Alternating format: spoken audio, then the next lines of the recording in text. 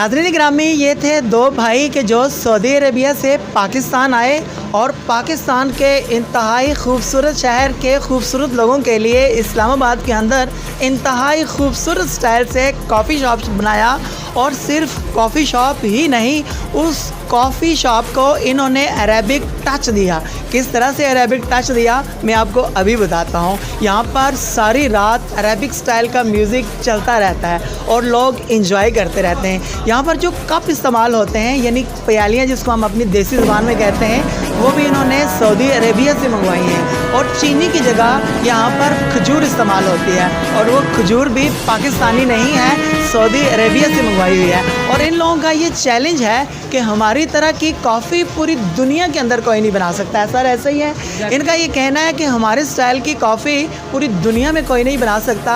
हमारी कॉफ़ी के अंदर एक चीज़ है कि जो पूरी दुनिया में आपको कहीं नहीं मिलेगी, वो है एनर्जी। नाज़रीन गिरामी, आपको इन भाइयों की बातें कैसी लगी और कैसा लगा आपको ये कॉफ़ी शॉप, ज़रूर मुझे कमेंट बॉक्स में बताइएगा। पाकिस्तान स्टोरीज़ इस्लामाबाद से अपने होस्ट जवाद ज़हीर अब्बासी को दीजिए इजाज़त।